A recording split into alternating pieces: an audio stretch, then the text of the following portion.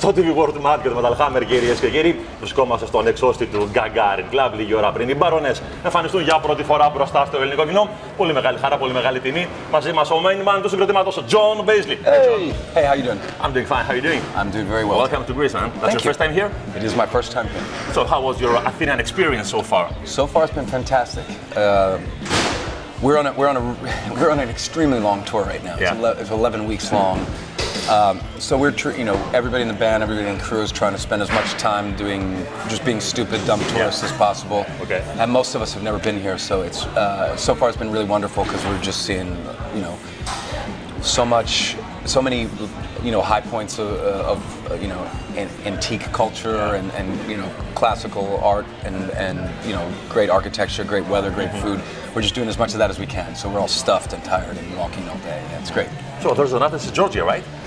There is an Athens, Georgia. Yeah. Okay. The Melvins are playing there tonight, apparently. Who? The Melvins. Really? Yes. Would you visit? Would you go to visit? It's far from Savannah.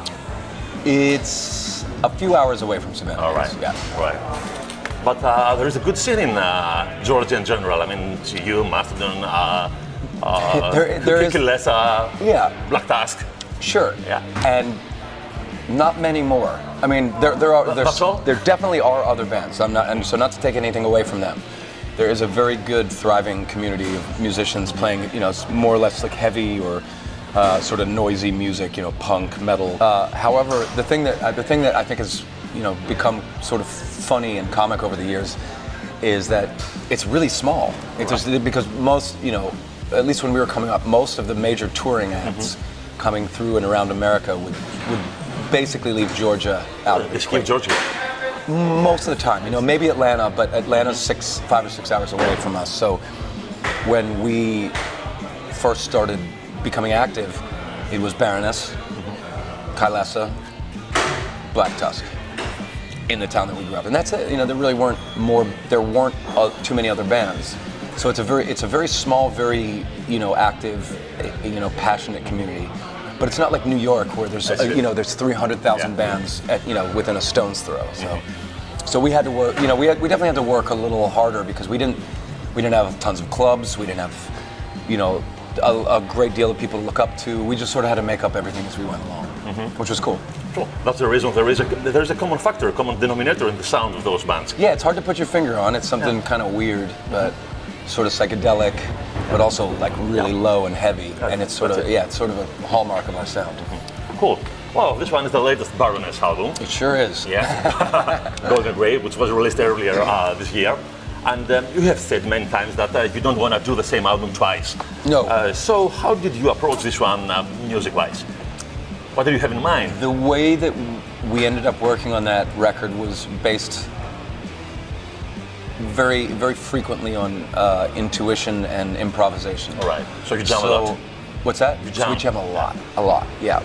And the interesting thing is by virtue of the fact that we play technical music, but energetic music, and there's a great deal of balance between melody, harmony, and sort of something more chaotic and nasty. We sort of trusted that the ideas that we got that were interesting to us were good ideas. We did not overthink it. We weren't too analytic on it. And we wrote all this music, this kind of crazy music that was mostly based on us jamming, and then some mistake would be made or some funny thing would happen, and we'd keep that because that would be there's quite a few songs on this album that the ending part or the beginning part is just improvised entirely, and we've or the last song on the record, Pale Sun, is 100% an improvised song, and that was the difference between this and Purple, which was all written and cataloged, and we did Purple very scientifically. We had all the music, we had all the lyrics, we had all the songs. Right. The idea in the studio with Purple was to play them right and to put soul and energy and atmosphere into them. With this, it was just all soul and atmosphere and chaos, and we had to somehow manage to turn that into songs, which is a very different way of approaching it. Okay.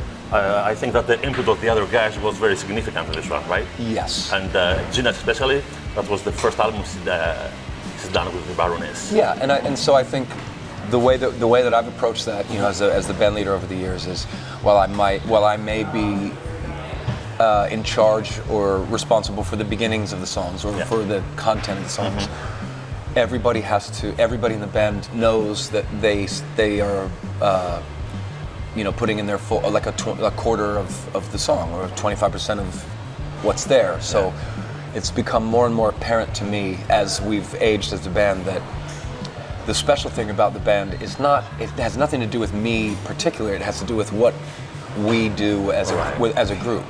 It's not, you know, I've gone back and forth between thinking that things have to be very democratic and, you know. It's a collective thing. It's a collective thing, there just needs to be a vision. And that's, you know, and what's important, you know, in this modern era of music is that character shines through. Is that what the idiosyncrasies, the things that are unique to me are audible, and the things that are unique to Gina and Nick and Sebastian come through.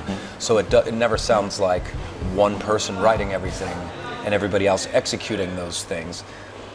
I don't know what Gina's doing. I don't know what Nick's doing. I don't know what Seb's doing. It's a mystery to me, you know? Well, it's a very diverse, very colorful album. Yes. I mean, there are a lot of sad moments, a lot of heavy moments. But would you agree that this is the most introverted album you've done so far? Yes, and that's something that I've had to become more comfortable with over the years. You know, realizing, I think somewhere around the time where after Yellow and Green had been released, and I'd gone through this whole accent thing, I started to come to the realization that the more fragile, the more vulnerable, the more intimate our songs were, the more effective they were on stage. You know, like even the big rock songs and the kind of ballads and everything in between. It always felt like the songs that were most effective, the songs that we enjoyed most, and the songs that the crowd enjoyed most were the songs that had the most sort of exposed theme. So this record, at this point, I realized like the struggles that I go through and my experience in life, and the sort of bitter moments or melancholic moments, or the sadness or the anger, the pain.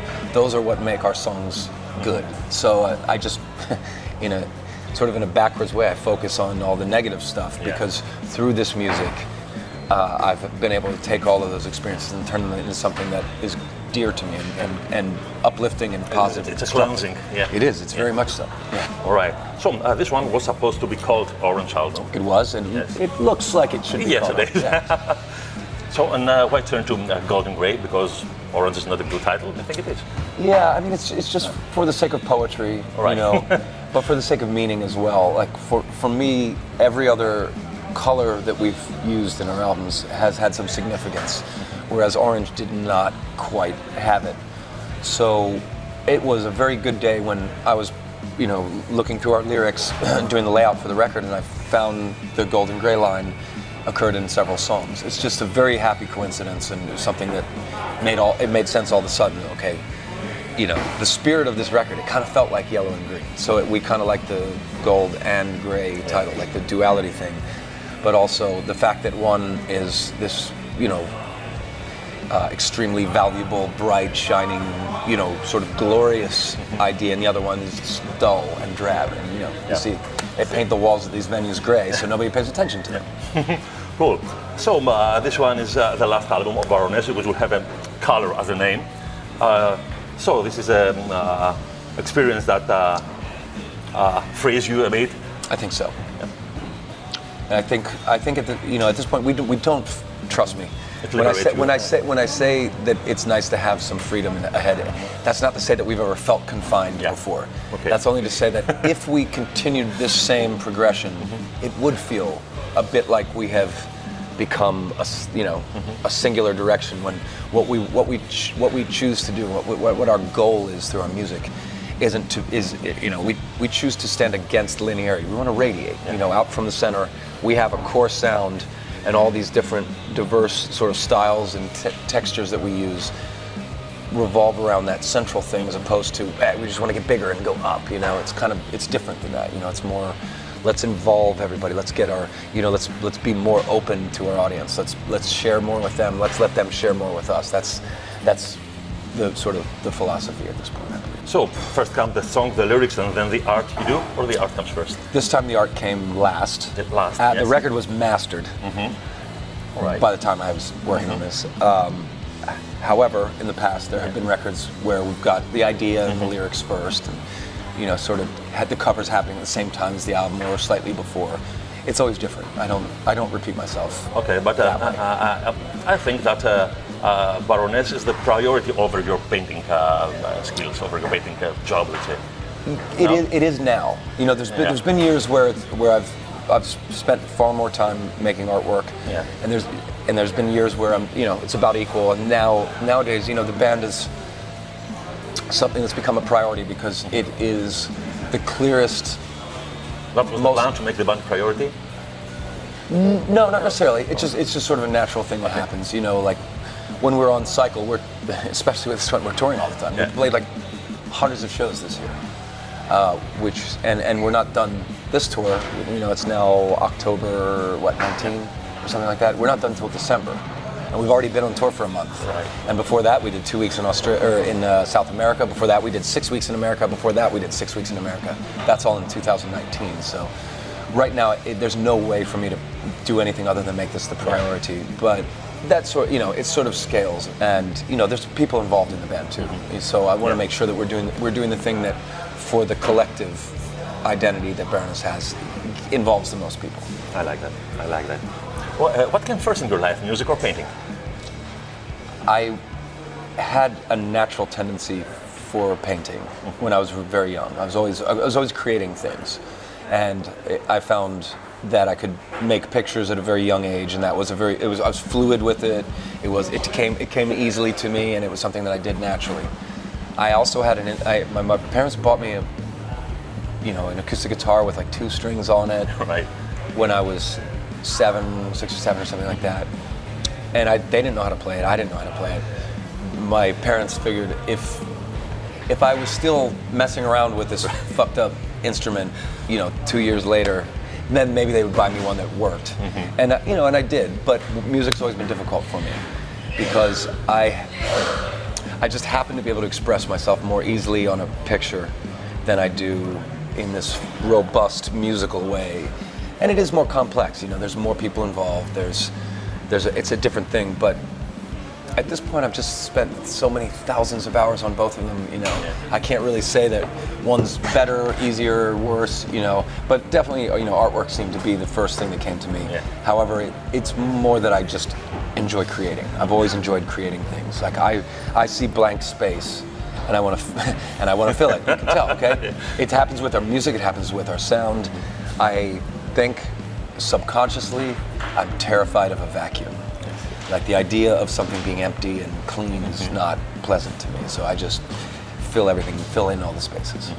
So you describe yourself as an artist, neither as a musician or as a painter. I think that's a more appropriate thing, based partially on the way that I view what we're doing, but also based on the reality that there are tons of people. There are people. The other 3 guys in the band, they're musicians. They really have dedicated their lives to their instruments, whereas I've dedicated my life to the pursuit of personal expression in a creative and communicative way. Where for me, it's just about communicating with people. It's about reaching out and touching and engaging with a world around me that I don't understand in any other context. So music helps me with that. Art helps me with that. So yeah, I would probably consider myself an artist. Right. Just broadly, artist, whatever that means. That was it, John. Thank you very much.